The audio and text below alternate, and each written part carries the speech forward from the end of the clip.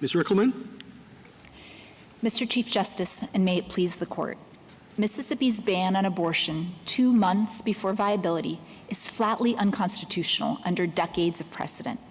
Mississippi asks the Court to dismantle this precedent and allow states to force women to remain pregnant and give birth against their will. The Court should refuse to do so for at least 3 reasons. First, stare decisis presents an especially high bar here. In Casey, this Court carefully examined and rejected every possible reason for overruling Roe, holding that a woman's right to end a pregnancy before viability was a rule of law and a component of liberty it could not renounce. The question then is not whether Roe should be overturned, but whether Casey was egregiously wrong to adhere to Roe's central holding. Second, Casey and Roe were correct.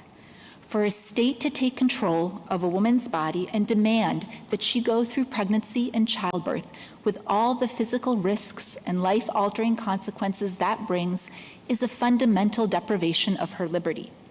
Preserving a woman's right to make this decision until viability protects her liberty while logically balancing the other interests at stake. Third, eliminating or reducing the right to abortion will propel women backwards. 2 generations have now relied on this right, and 1 out of every 4 women makes the decision to end a pregnancy. Mississippi's ban would particularly hurt women with a major health or life change during the course of a pregnancy, poor women who are twice as likely to be delayed in accessing care, and young people or those on contraception who take longer to recognize a pregnancy. To avoid profound damage to women's liberty, equality, and the rule of law, the Court should affirm. Counsel, I just have one question. I assume you, from your brief, you're relying on an autonomy theory. Both bodily integrity and the ability to make decisions related to family, marriage, and childbearing, Your Honor. Shortly, some years after we decided Casey, we had a case out of South Carolina, I believe, involved a woman who had been convicted of criminal child neglect because she ingested cocaine during pregnancy. In her case was post-viability, so it doesn't fit in the facts of this case. If she had ingested cocaine pre-viability and had the same negative consequences to her child, do you think the state had an interest in enforcing that law against her? The state may have, Your Honor. The state can certainly regulate to serve its interests in fetal life and in women's health. Those particular laws tend to undermine both of those interests because they deter women from seeking prenatal care, which is counterproductive to both their health. But the pre-viability as well as post-viability? No, Your Honor. The Court has been clear that after viability, states can prohibit abortion except to save No, women's I mean in my example of criminal child neglect. I understand your argument is about abortion. I am trying to look at the issue of bodily autonomy and whether or not she has a right also to bodily autonomy in the case of ingesting an illegal substance and causing harm to a pre-viability fetus. Your Honor, of course, those issues aren't posed in this case. And again, I would say that the states can certainly regulate throughout pregnancy, both before and after viability, to preserve fetal life and to preserve the woman's health. The Court has said, however, there are other constitutional issues at stake, for instance, in the Ferguson case, that states still can't violate women's Fourth Amendment rights. But again, that's not what this case is about. This case is about a ban on abortion that the state concedes is weeks before viability. And the Court has been clear for 50 years that the one thing that states cannot do is to take the decision completely away from the woman until viability. That until that point, it is her decision to make, given the unique physical demands of pregnancy and the life-altering consequences of pregnancy and having a child. Thank you. The point you made about the impact on women and their place in society, those were certainly made in Roe as well. What we have before us, though, is a 15-week standard. Are you suggesting that the difference between 15 weeks and viability are going to have the same sort of impacts as you were talking about, or as we were talking about in Roe? Yes, Your Honor, I believe they would, because people who need abortion after 15 weeks are often in the most challenging circumstances. As I mentioned, there are people who have perhaps had a major health or life change, a family illness, a job loss, a separation, young people or people who are on contraception or pregnant for the first time and who are delayed in recognizing the signs of pregnancy, or poor women who often have much more trouble navigating access to care. And if they're denied the ability to make this decision because there's a ban after 15 weeks, they will suffer all of the consequences that the court has talked about in the past. And in fact, the data has been very clear over the last 50 years that abortion has been critical to women's equal participation in society. It's been critical to their health, to their lives, their ability to pursue. I'm sorry, what kind of data is that? I would refer the court to the brief of The Economist in this case, Your Honor, and it compiles data showing studies based actually on causal inference, showing that it's the legalization of abortion and not other changes that have had these benefits for women in society. And again, those benefits are clear for education, for the ability to pursue a profession, for the ability to have— Putting that data aside, if you think that the issue is one of choice, that women should have a choice to terminate their pregnancy, that supposes that there is a point at which they've had the fair choice, opportunity to choice. And why would 15 weeks be an inappropriate line? So viability, it seems to me, doesn't have anything to do with choice.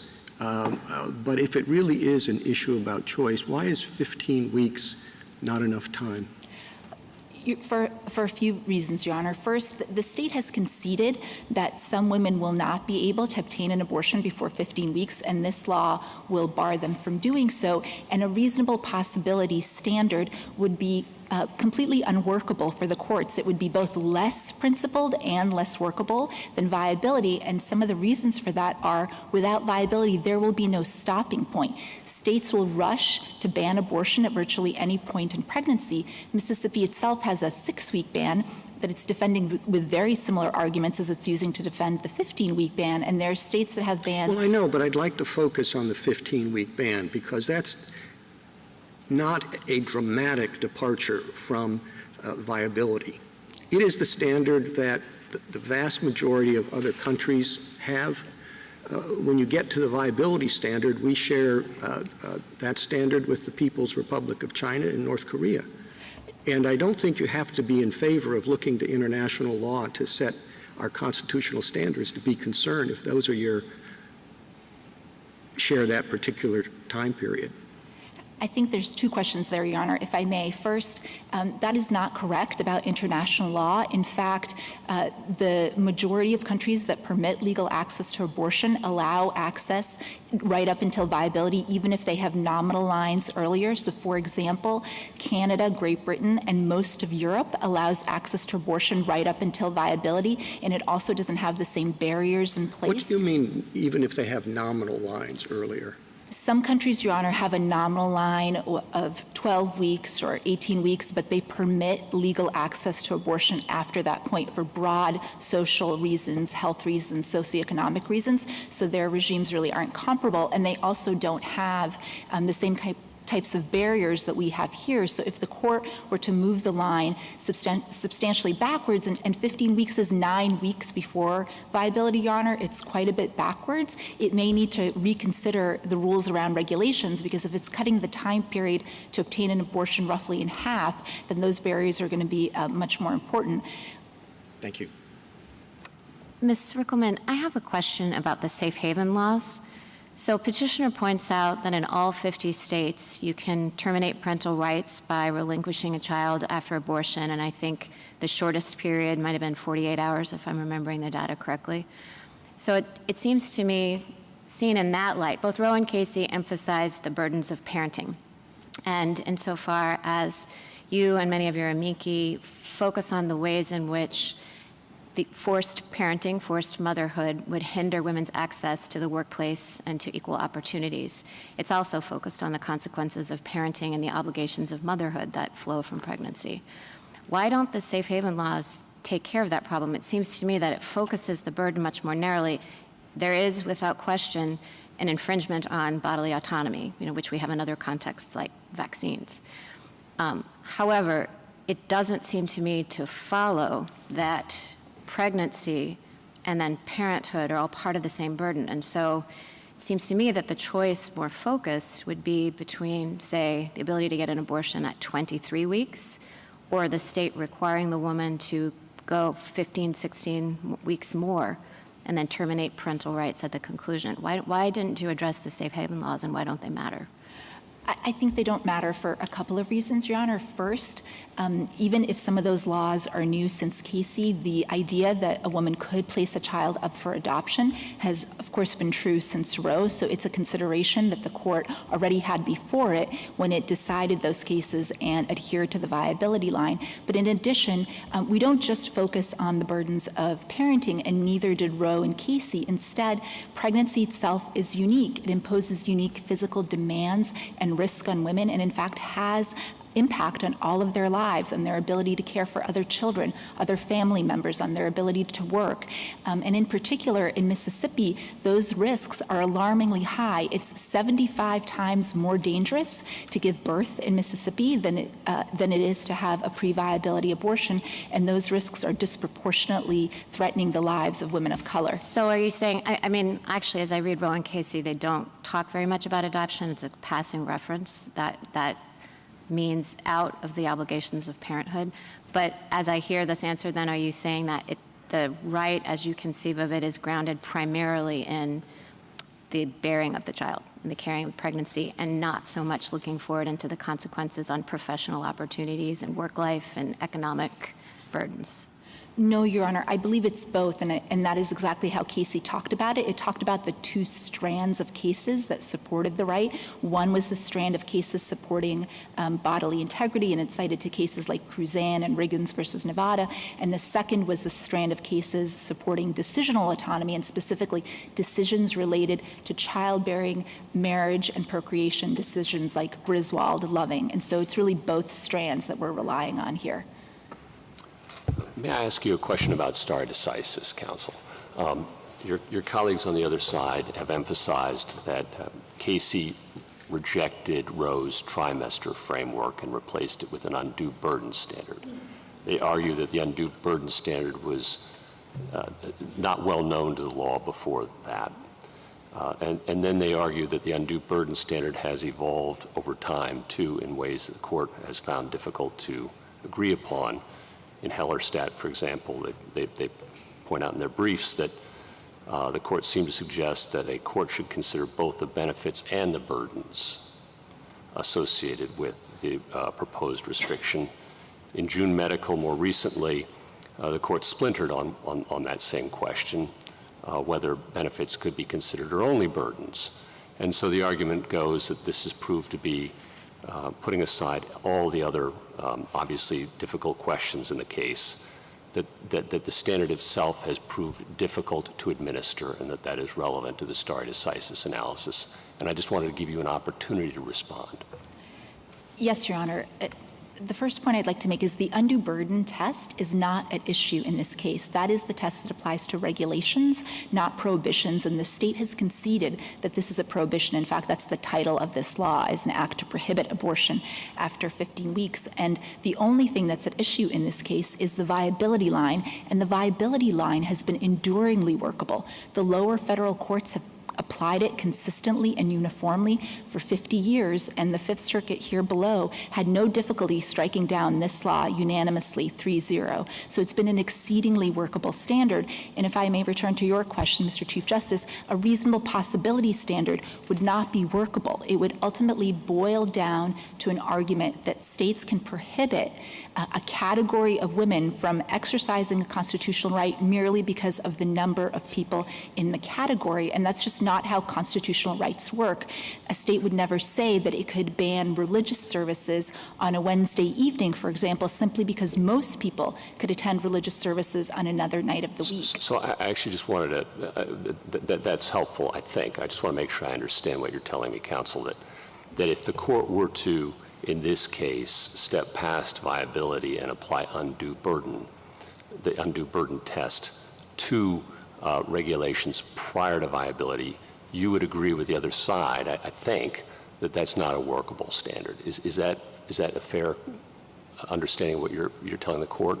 No, Your Honor. I You believe think that would be workable? I believe that, if I may clarify, I believe the undue burden test has been workable for regulations that I understand that. If it were to apply, if the court were to, and I thought this is what you were saying in response to the Chief Justice, but maybe I'm mistaken. Please correct me if I am, but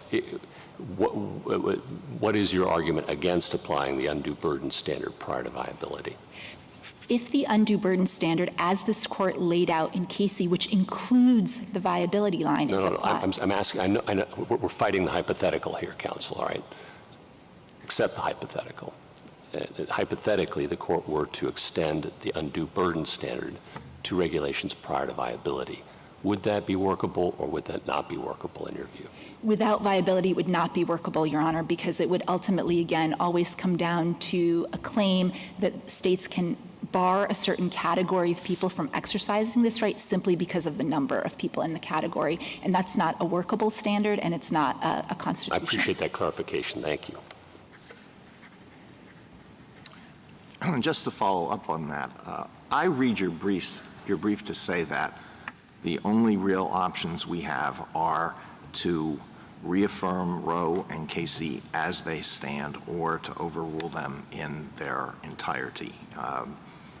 You say that, quote, there are no half measures here. Is that a correct understanding of your brief? Your Honor, it's certainly the arguments that the state has presented is what we're responding to there, which is that all of the state's arguments, including their alternatives, which are undue burden without viability, would be the equivalent of overruling Casey and Roe, because the viability line is the central holding of those cases. Casey mentioned it no fewer than 19 times, and the court in June Medical just a year ago affirmed that the viability line is the central holding of both Casey and Roe. Well, you do emphasize that the court drew the line at viability in Roe and reaffirmed that in Casey, and that is certainly something that we have to take very seriously into consideration. But suppose we were considering that question now for the first time. I'm sure you know the arguments about the viability line as well as I do, probably better than I do. What would you say in defense of that line? What would you say to the argument that has been made many times by people who are pro-choice and pro-life that the line really doesn't make any sense, that it is, as Justice Blackmun himself described it, arbitrary? If a woman wants to be free of the burdens of pregnancy, that interest does not disappear the moment the viability line is crossed. Isn't that right? No, Your Honor, and if I may make a few points to answer your question. First, I think the state views viability as arbitrary because it completely discounts the woman's interest. But viability— No, but does a woman have, upon reaching the point of viability, does not the woman have the same interest that she had before viability in being free of this pregnancy that she no longer wants to continue? Viability is a principled line, Your Honor, because in ordering the I'm interest— trying to see whether it is a principled line. Yes, You agree with me at least on that point, that a woman still has the same interest in terminating her pregnancy after the viability line has been crossed? Yes, Your Honor, but the court balanced the interest, and in ordering the interest at stake— And then look at the interest on the other side. The fetus has an interest in having a life, and that doesn't change, does it, from the point before viability to the point after viability? In some people's view, it doesn't, Your Honor, but what the court said is that those philosophical differences couldn't be resolved in a way— That's what I'm getting at. What is the philosophical argument, the secular philosophical argument for saying this is the appropriate line? There are those who say that the rights of personhood should be considered to have taken hold at a point when the fetus acquires certain independent characteristics. But viability is dependent on medical technology and medical practice. It has changed. It may continue to change. No, Your Honor, it is principled because in ordering the interest at stake, the court had to set a line between conception and birth, and it logically looked at the fetus's ability to survive separately as a legal line because it's objectively verifiable and doesn't require the court to resolve the philosophical issues at stake. I just want to focus on stare decisis for a little bit. I found my colleague, Justice Breyer's comments quite compelling. I'm not quite sure how they play out in Casey.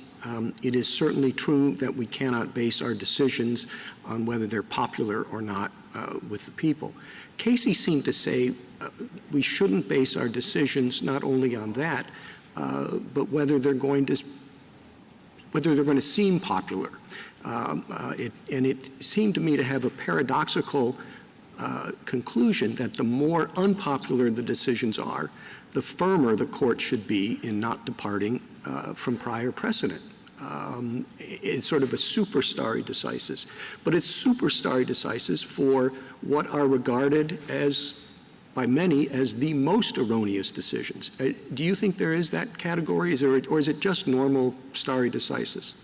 I think it is precedent on precedent, Your Honor, because Casey did the stare decisis analysis for Roe. So the question before this court is whether that stare decisis analysis was egregiously wrong. And if I may answer your earlier question about whether viability was squarely at issue in Casey, it clearly was, Your Honor. At pages 869 to 871, the court squarely addressed viability because the government had made the argument that viability was arbitrary. I appreciate that Casey addressed it. But that's different than saying it was at issue. It said it was the central principle of Roe because it was pretty much all that was left after they were done dealing with the rest of it. And the regulations in Casey had no applicability or not depending upon where viability was. They applied throughout the whole range, period. So if they didn't say anything about viability, it's like what Justice Blackmun said when discussing among his colleagues, which is a good reason not to have papers out that early, is that they don't have to address the line drawing at all in Roe. And they didn't have to address the line drawing at all in Casey. I disagree with that, Your Honor, because the undue burden test incorporates the viability line. That was what the court was assessing the regulations against, whether they imposed a substantial obstacle in the path of a woman before viability. And if a prohibition like this law isn't a substantial obstacle, then nothing would be. So the issue was squarely before the court, and in fact, the court said at page 879 that in adopting the undue burden test, it was not disturbing the viability line. It's a very interesting question that I think Justice Barrett raised, too. It's usually just philosophical, but I think it has bite here. When I read Casey, it's not just one-on-one, two is greater than one. Yeah, Casey plus Roe is greater than. They're making a point that we're an institution perhaps more than a court of appeals or a district court. It's Hamilton's point, no purse, no sword, and yet we have to have public support. And that comes primarily, says Casey. I wonder if it was O'Connor who wrote that. I don't know. But it comes primarily from people believing that we do our job, we use reason, we don't look to just what's popular. And that's where you're seeing the paradox. But the problem with the super case, of which we've heard three mentioned, the problem with the super case like this, the rare case, the watershed case, where people are really opposed on both sides, and they really fight each other, is they're going to be ready to say, no, you're just political, you're just politicians. And that's what kills us as an American institution. That's what they're saying. So we're looking at it for that, but we are looking too. And that, they say, is a reason why. A reason why, when you get a case like that, you better be damn sure that the normal stare considerations, stare decisis overruling are really there in spades, double, triple, quadruple, and then they go through and show they're not. Okay? What's the paradox? Maybe you think I've just made an argument that there isn't one, but really, in my head, I'm thinking I'm not sure. There may be one. And I don't know if you've ever thought about this. I don't know if you've ever, when that occurred to you, I don't want to overrule the stare. I wouldn't want the court to overrule the stare decisis section of Casey. You say? And that's what I think is being brought up. And maybe I haven't made it clearer, but I've tried to. Yes, Your Honor. I think the point that the court was making was that the fact that some states may continue to enact laws in the teeth of the court's precedent has never been enough of a reason to overrule. And that's true for a number of decisions that the court has issued. The fact that some people continue to disagree with them is not a basis to discard that precedent. Justice Thomas, anything further? Back to my original question. I know your interest here is in abortion. I understand that. But if I were to ask you what constitutional right protects the right to abortion, is it privacy? Is it autonomy? What would it be? It's liberty, Your Honor. It's the textual protection in the 14th Amendment that a state can't deprive a person of liberty without due process of law. And the court has interpreted liberty to include the right to make family decisions and the right to physical autonomy, including the right to end a pre-viability pregnancy. So it's all of the above. Well, that's how the court has interpreted the Liberty Clause for over 100 years in cases going back to Meyer, Griswold, Carey, Loving, Lawrence.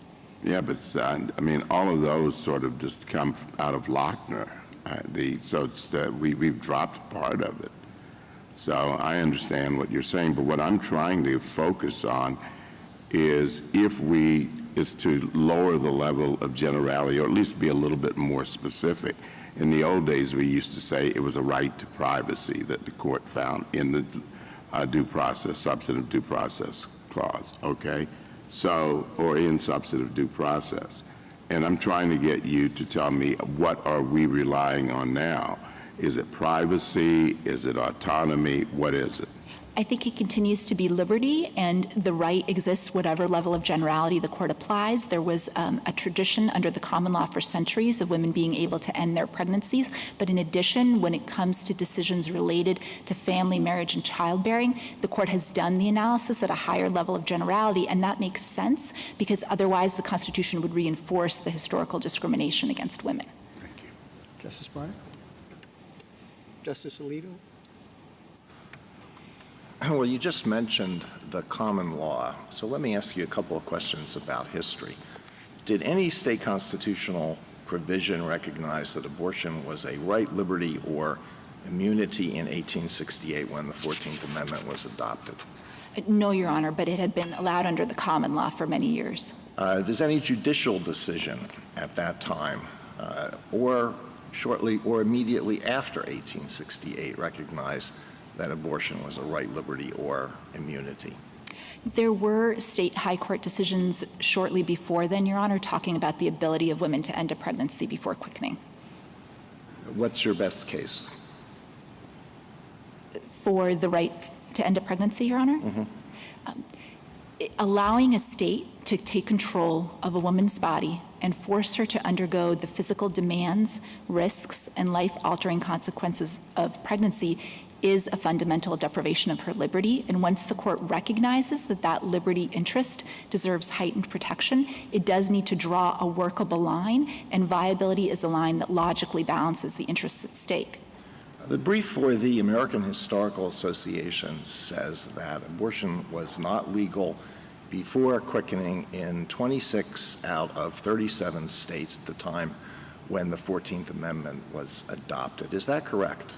That is correct, because some of the states had started to discard the common law at that point because of a discriminatory view that a woman's proper role was as a wife and mother, a view that the Constitution now rejects, and that's why it's appropriate to do the historical analysis at a higher level of generality. In the face of that, can it be said that the right to abortion is deeply rooted in the history and traditions of the American people? Yes, it can, Your Honor. Again, at the founding, women were able to end their pregnancy under the common law. And in fact, this court in Glucksburg specifically discussed Casey as a decision based on history and tradition. And at note 19 specifically called out and relied on Roe's conclusion that at the time of the founding and well into the 1800s, women had the ability to end a pregnancy. What was the principal source that the court relied on in Roe for its historical analysis? Who was the author of that article? I apologize, Your Honor, I don't remember the author. I know that the court spent many pages of the opinion doing a historical analysis. There's also a brief on behalf of several key American historian associations that go through that history in detail, because there's even more information now that supports Roe's legal conclusions. All right, thank you.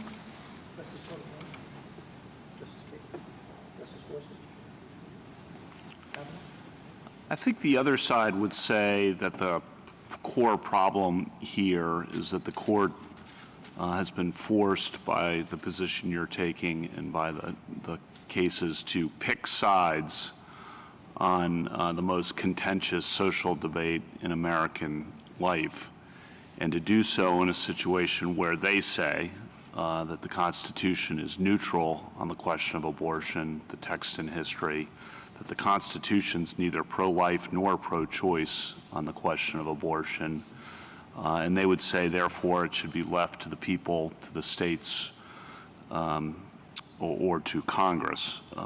And I think they also then continue, because the Constitution is neutral, that this court should be scrupulously neutral on the question of abortion, neither pro-choice nor pro-life.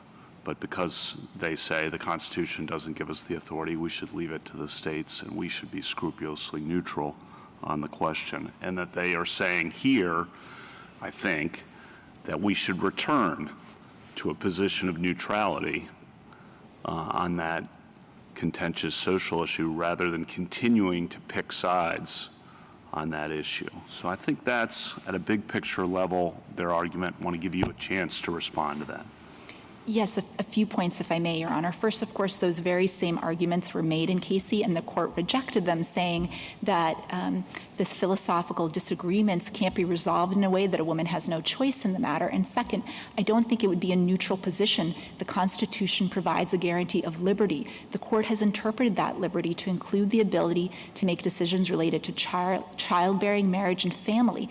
Women have an equal right to liberty under the Constitution, Your Honor, and if they're not able to make this decision, if states can take control of women's bodies and force them to endure months of pregnancy and childbirth, then they will never have equal status under the Constitution. And I want to ask a question about stare decisis and to think about how to approach that here, because there have been lots of questions picking up on Justice Barrett's questions and others. And history helps think about stare decisis as I've looked at it, and the history of how the courts applied stare decisis. And when you really dig into it, history tells a somewhat different story, I think, than is sometimes assumed. If you think about some of the most important cases, the most consequential cases in this court's history, there's a string of them where the cases overruled precedent. Brown v. Board outlawed separate but equal. Baker versus Carr, which set the stage for one person, one vote. West Coast Hotel, which recognized the state's authority to regulate business. Miranda versus Arizona, which required police to give warnings when about the right to remain silent and to have an attorney present to suspects in criminal custody. Lawrence v. Texas, which said that the state may not prohibit same-sex conduct. Mapp versus Ohio, which held that the exclusionary rule applies to state criminal prosecutions to exclude evidence obtained in violation of the Fourth Amendment. Gideon versus Wainwright, which guaranteed the right to counsel in criminal cases. Obergefell, which recognized a constitutional right to same-sex marriage. In each of those cases, and that's a list, and I could go on, and those are some of the most consequential and important in the court's history, the court overruled precedent. And it turns out if the court in those cases had listened, and they were presented with arguments in those cases, adhere to precedent. In Brown v. Board, adhere to Plessy. In West Coast Hotel, adhere to Atkins and adhere to Lochner. And if the court had done that in those cases, the country would be a much different place. So I assume you agree with most, if not all, the cases I listed there where the court overruled precedent. So the question on stare decisis is why, if, and I know you disagree with what I'm about to say in the if we think that the prior precedents are seriously wrong, if that, why then doesn't the history of this court's practice with respect to those cases tell us that the right answer is actually to return to the position of neutrality and not stick with those precedents in the same way that all those other cases didn't? Because the view that a previous precedent is wrong, Your Honor, has never been enough for this court to overrule, and it certainly shouldn't be enough here when there's 50 years of precedent. Instead, the court has required something else, a special justification, and the state doesn't come forward with any special justification. It makes the same exact arguments the court already considered and rejected in its stare decisis analysis in Casey, and in fact, there is nothing different. There is no less need today than 30 years ago or 50 years ago for women to be able to make this fundamental decision for themselves about their bodies, lives, and health. Thank you. Justice Barrett? I want to ask you a follow-up question. The Chief was asking about the viability line and if that was the right place, if that's the right line to draw. So let's take it out of the question of stare decisis and imagine that there's a state constitution that's identical to the 14th Amendment's due process clause. And a state Supreme Court has to decide as a matter of state constitutional law what the scope of an abortion right is. And the second trimester ends at 27 weeks. And so that state Supreme Court says, we think that the right exists, in an absolute sense that the state cannot take away the right up to 27 weeks. And then after that, adopts an undue burden standard. As a matter of first principles, is that line acceptable as a matter of constitutional law? Your Honor, it may be, but I think that the question in this case is whether a line is obviously more principled or obviously more workable than viability because of the stare decisis context. That's the Roe framework, basically the trimester. Why wouldn't that be workable if you pick a line and say the end of the second trimester, 27 weeks, third trimester, states' interests increase? I don't understand why 27 weeks is less workable than 24. I'm not trying to suggest it is, Your Honor. And what I was trying to suggest is that the viability line is a principled and workable line. So to change it, there would have to be a new line that's obviously more principled and more workable. And the line that the court has drawn actually... But that's stare decisis. I'm asking as a matter of first principles. As a matter of first principle, the viability line makes sense because if the state constitution is the same... As a matter of prudential judgment. It's not constitutionally required as a matter of first principles because, in fact, we could decide to be more protective and say 27 weeks end of the second trimester. You could, Your Honor, but the viability line makes sense given the protection for liberty because it comes from the woman's liberty interest in resisting state control of her body. And once the court recognizes that interest, it does need to draw a line, as it does in many other constitutional contexts like the Fourth and Fifth Amendment. And the viability line, as I mentioned, makes sense because it focuses on the fetus's ability to survive separately, which is an appropriate legal line because it's objectively verifiable and doesn't delve into philosophical questions about when life begins. Thank you, counsel.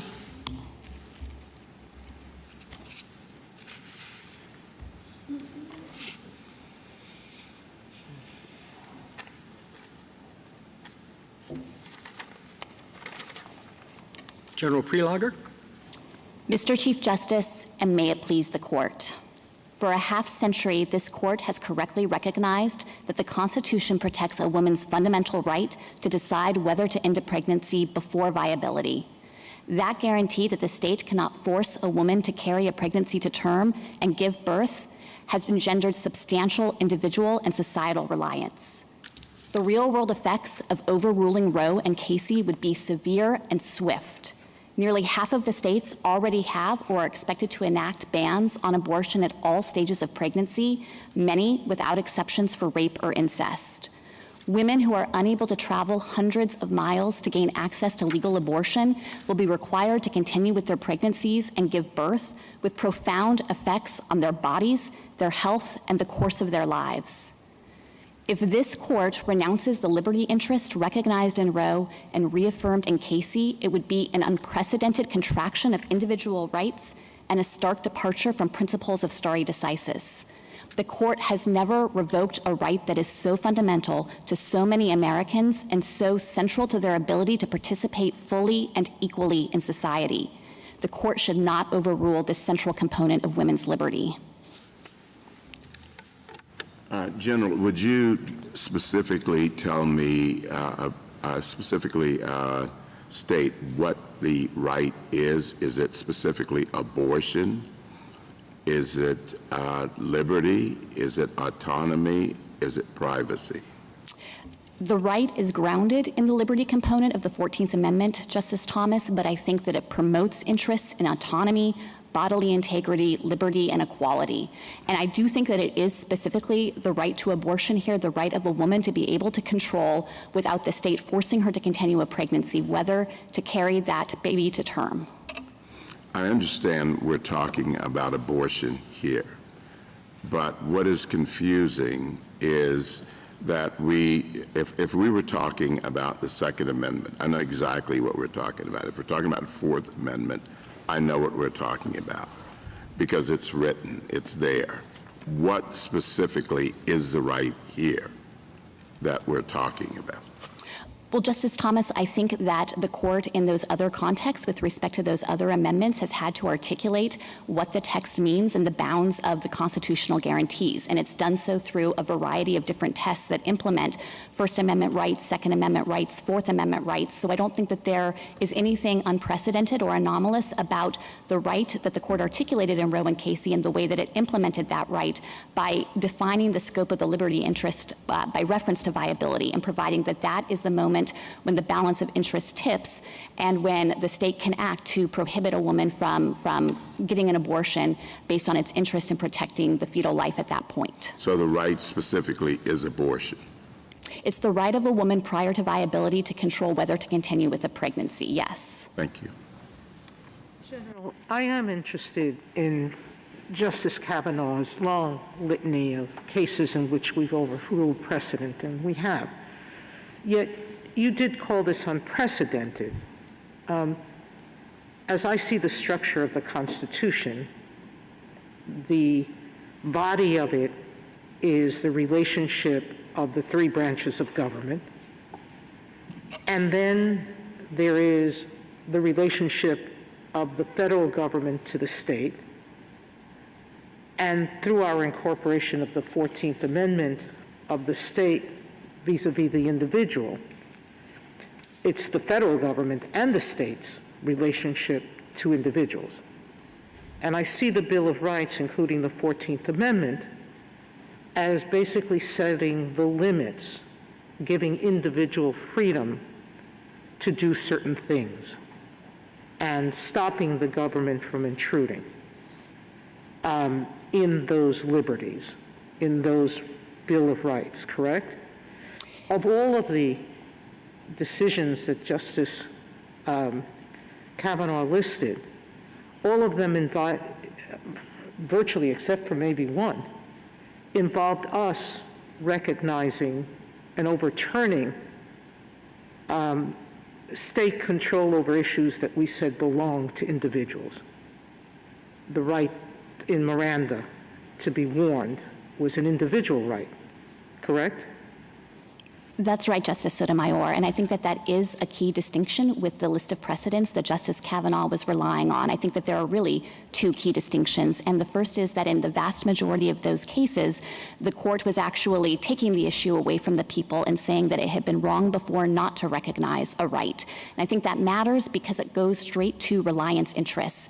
Here, the court would be doing the opposite. It would be telling the women of America that it was wrong, that actually the ability to control their bodies and perhaps the most important decision they can make about whether to bring a child into this world is not part of their protected liberty. And I think that that would come at tremendous cost to the reliance that women have placed on this right and on societal reliance and what this right has meant for further ensuring Reliance equality. point is a good point, and this may be my fault. I'm talking about pages 854 to 863 in the Casey case, and I've already used up too much time. I can't read those pages out loud, but they do not include the list that Justice Kavanaugh had. They do include two. One is Brown, and the second one is West Coast Hotel versus Parrish. And you could add the gay rights cases as a third, which would fit the criteria. But there are complex criteria that she's talking about that link to the position in the rule of law of this court. So all I would say is you have to read them before beginning to say whether they are overruling or not overruling in the sense meant there, calling for special concern. Now, they say in those, maybe I'd mention too. Wait a minute. Of course, Plessy was wrong when decided, but just a minute. Also remember, Plessy said that separate but equal was a badge of inferiority. No, they said it isn't. Well, all you have to do is open your eyes and look at the South, my friend, and you will see whether it was or it wasn't in 1954. And they made a similar point. They said, are you going to sit here in the middle of the Depression and tell me that Lochner, with its other cases, and pure, just about pure laissez-faire, that we can run the country that way? I mention that because I want people to read those 15 pages with care. And that's why I said that. If you had anything to add to my plea to read it, please do. Well, Justice Breyer, I agree completely. I have read those pages and reread them many times, and I think that this is actually another key distinction from the cases that Justice Kavanaugh was referring to, and that is, as I understand those passages in Casey, the court carefully walked through each and every stare decisis factor that this court focuses on. It looked at workability of the viability rule, doctrinal underpinnings, legal and factual developments, and critically reliance interests. And down the line, it found that the case for reaffirming Roe was overwhelming. And in that situation, when every factor that the court consults to determine whether to retain precedent counsels in favor of retaining it, I think Casey properly perceived that a decision to overrule nevertheless, perhaps based on a conclusion that the justices thought the case was wrongly decided in the first instance, would run counter to the ability of stare decisis to function as a cornerstone of the rule of law in this context. Is it your argument that a case can never be overruled simply because it was egregiously wrong? I think that at the very least, the state would have to come forward with some kind of materially changed circumstance or some kind of materially new argument, and Mississippi hasn't done so in this really? case. So suppose Plessy versus Ferguson was re-argued in 1897, so nothing had changed. Would it not be sufficient to say that was an egregiously wrong decision on the day it was handed down, and now it should be overruled?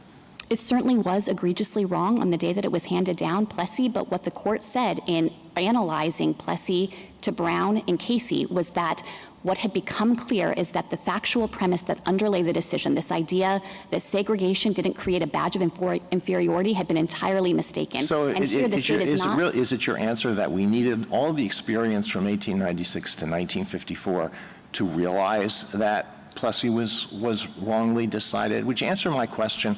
Had it come before the court in 1897, should it have been overruled or not? I think it should have been overruled, but I think that the factual premise was wrong in the moment it was decided, and the court realized that and clarified that when it overruled So it and there are found. circumstances in which a decision may be overruled, properly overruled, when it must be overruled, simply because it was egregiously wrong at the moment it was decided.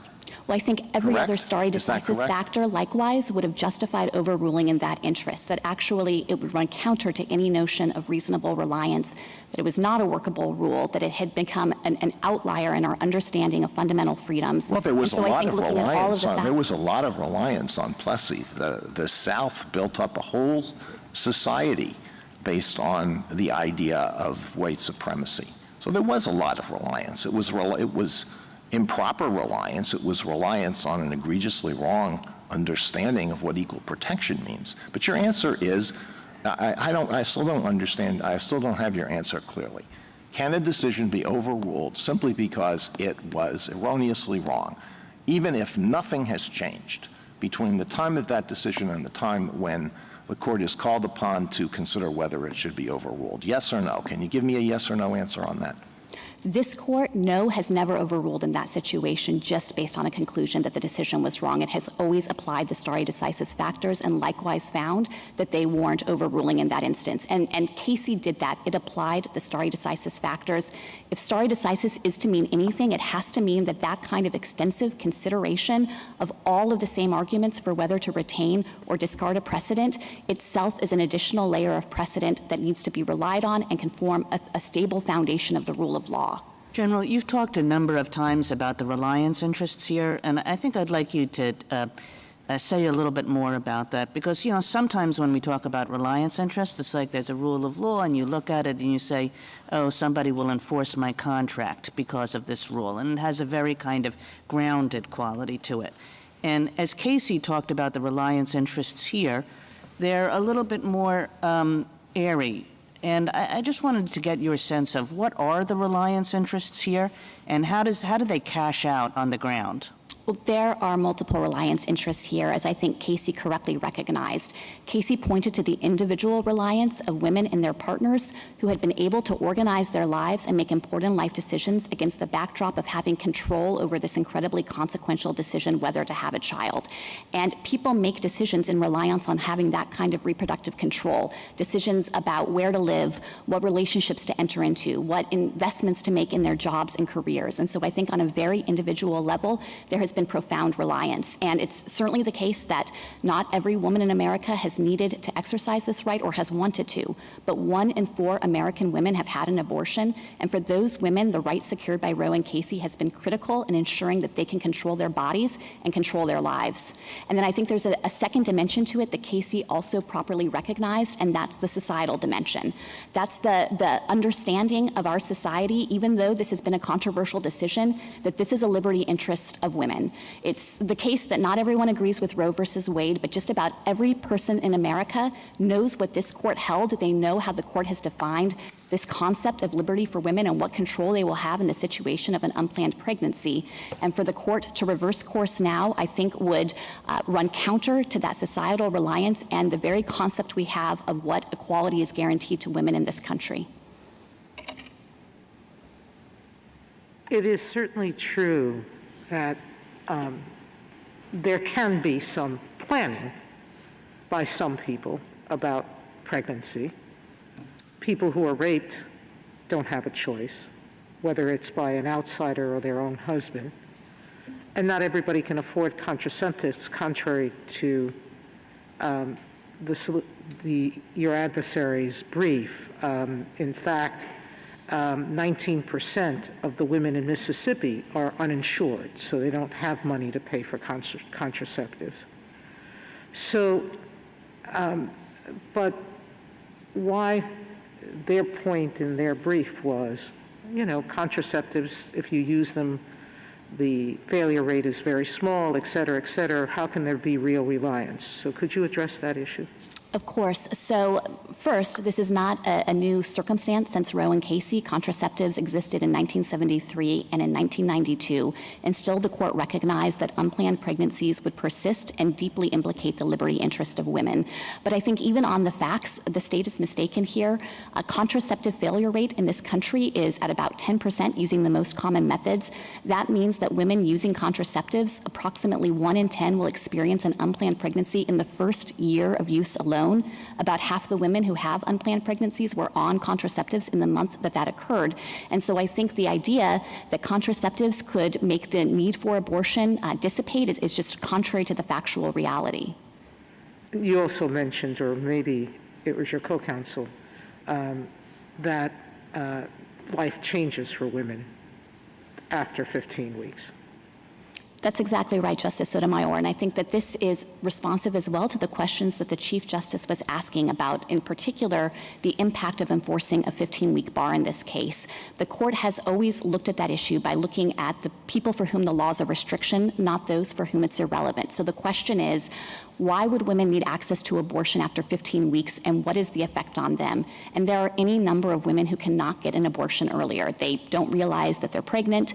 That's especially true of women who are young or haven't experienced a pregnancy before, or their life circumstances change, as you referred to, Justice Sotomayor. They lose their job, or their relationship breaks apart, or they have medical complications. Or for many women, they don't have the resources to pay for it earlier. It takes time for them to raise the money or make the appropriate logistical arrangements to be able to take time off work and travel and have childcare. And for all those women in this category who need access to abortion after 15 weeks, the fact that other women were able to exercise their constitutional rights does nothing to diminish the impact on their liberty interests in forcing them to continue with that pregnancy. Thank you. General, following up on that, would that argument be true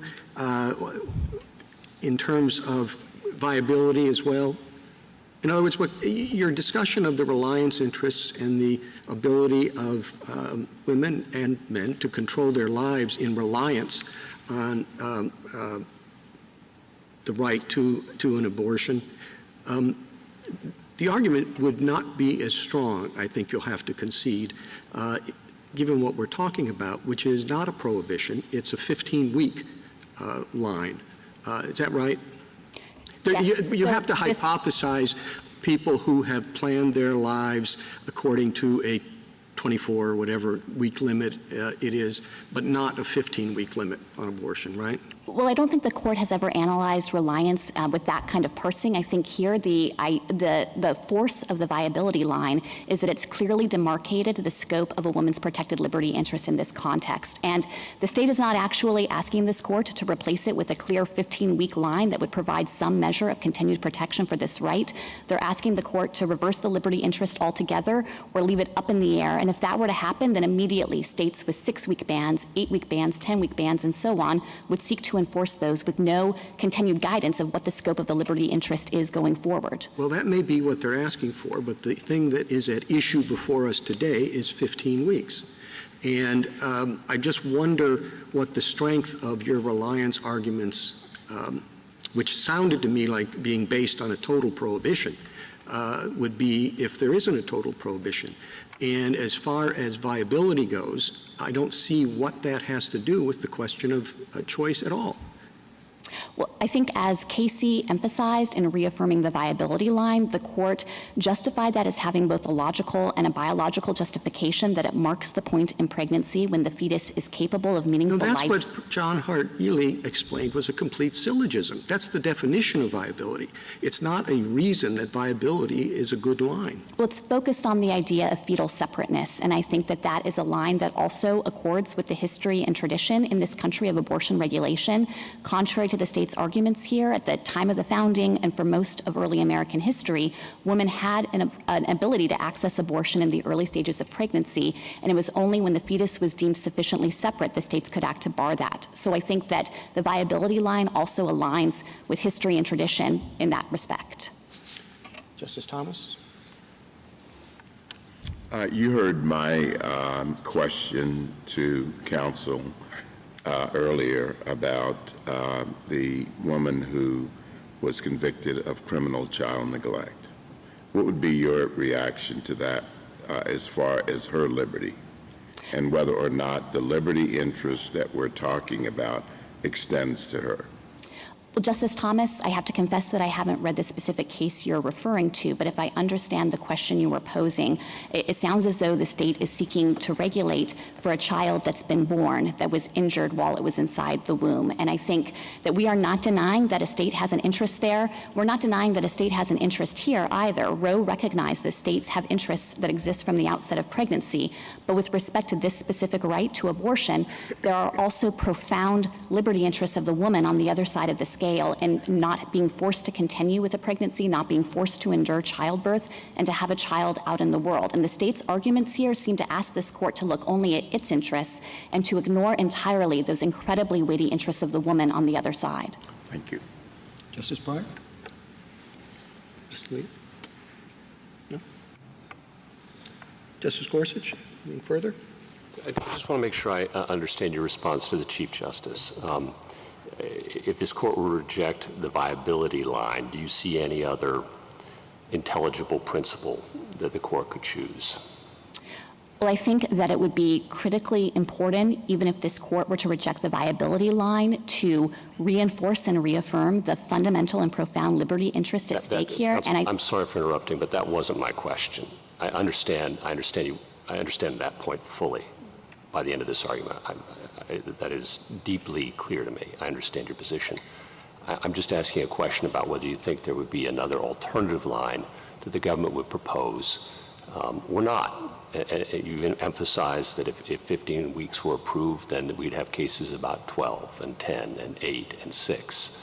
And so my question is there a line in there that the government believes would be principled or not? I don't think there's any line that could be more principled than viability. I think the factors the court would have to think about are what is most consistent with precedent, what would be clear and workable, and what would preserve the essential components of the liberty interest. And viability checks all of those boxes and has the advantage as well as being a rule of law for 50 years. Thank you. That's helpful, counsel. Appreciate it. Justice Kavanaugh? You make a very forceful argument and identify critically important interests that are at stake in this issue, no doubt about that.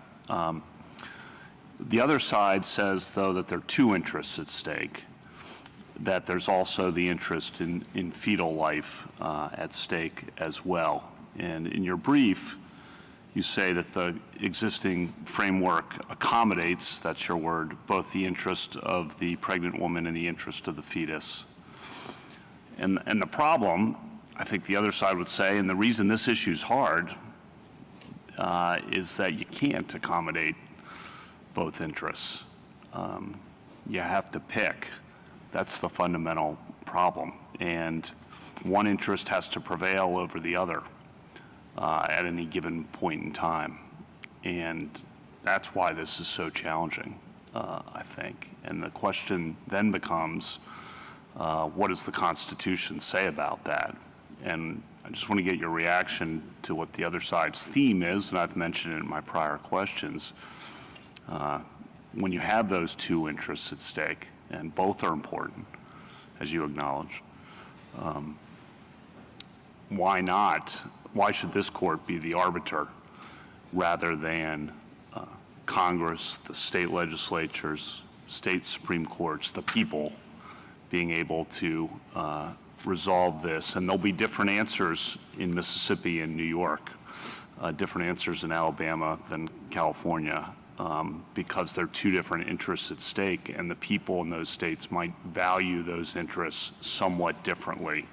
Why is that not the right answer?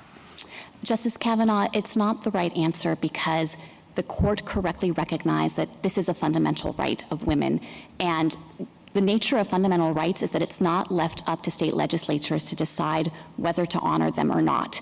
And it's true, different rules would prevail throughout the country if this court were to overrule Roe and Casey, but what that would mean is that women in those states who are refusing to honor their rights and who are forcing them to continue to use their bodies to sustain a pregnancy and then to bring a child into the world will have no recourse other than to travel if they're able to afford it or to attempt abortion outside the confines of the medical system or to have a child, even though that was not the best choice for them and their family. Thank you. Justice Barrett? I have a follow-up to Justice Kagan's question about reliance. I'm just trying to nail down, and I asked Ms. Rickleman this question too, but I'm not sure that I fully understand the government's position or Ms. Rickleman's position. So on pages 18 and 19 of your brief, you talk about reliance interests, and you quote some of the language from Casey about a woman's ability to participate in the social and economic life of the nation. And I mentioned the safe haven laws to Ms. Rickleman, and it seems to me I fully understand the reliance interests. They're the airy ones Justice Kagan was referring to, and then there are the more specific ones about a woman's access to abortion as a backup form of birth control in the event that contraception fails, so that she need not bear the burdens of pregnancy. But what do you have to say to petitioner's argument that those reliance interests do not include the reliance interests of parenting and bringing a child into the world when maybe that's not the best thing for her family or her career? I think the state is wrong about that, and I think where the analysis goes wrong in reliance on those safe haven laws is overlooking the consequences of forcing a woman upon her the choice of having to decide whether to give a child up for adoption. That itself is its own monumental decision for her. And so I think that there's nothing new about the safe haven laws, or at least nothing new about the availability of adoption as an alternative. Roe and Casey already took account of that fact, and I think that there are certainly, of course, all of the bodily integrity interests that we've referred to, but also the autonomy interests retain in force as well. Okay, so it's the reliance interests in the right to be able to choose to terminate the pregnancy rather than having to terminate the parental rights. I think that is part of it, yes, and I think for many women that is an incredibly difficult choice, but it's one that this court for 50 years has recognized must be left up to them based on their beliefs and their conscience and their determination about what is best for the course of their lives. Thank you, General. Thank you, General. Rebuttal, General Stewart?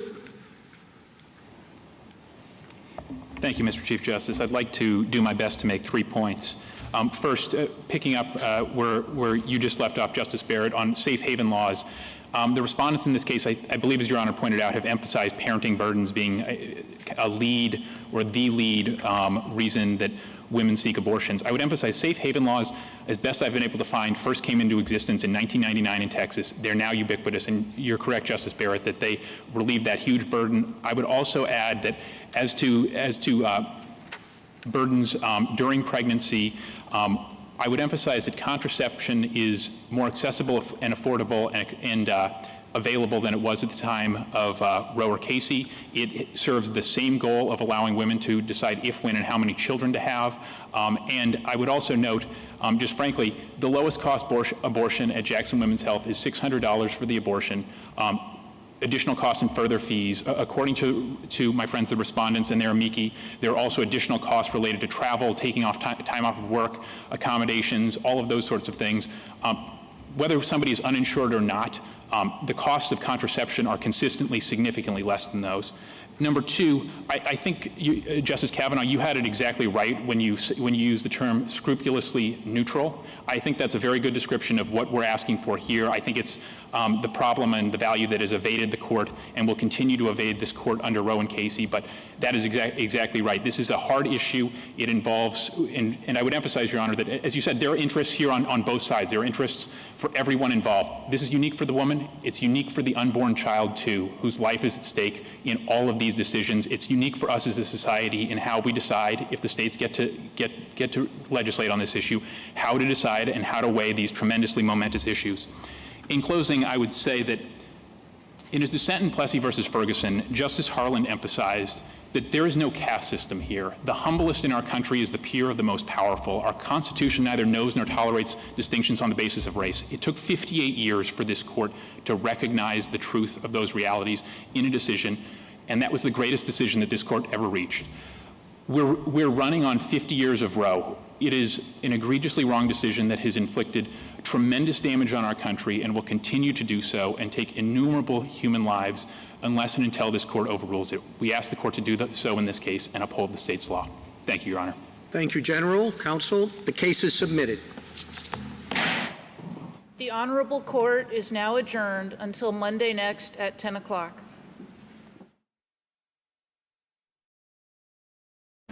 C-SPAN is your unfiltered view of government. We're funded by these television companies and more, including Comcast. Oh, you think this is just a community center? No, it's way more than that. Comcast is partnering with 1,000 community centers to create Wi-Fi-enabled lift zones so students from low-income families can get the tools they need to be ready for anything. Comcast supports C-SPAN.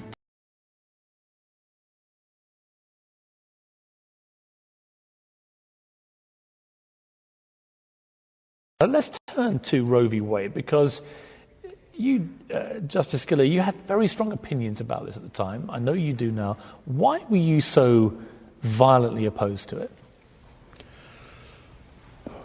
I wouldn't say violently. I'm a peaceful man. You mean adamantly opposed? Adamantly. Basically because the theory that was expounded to impose that decision was a theory that does not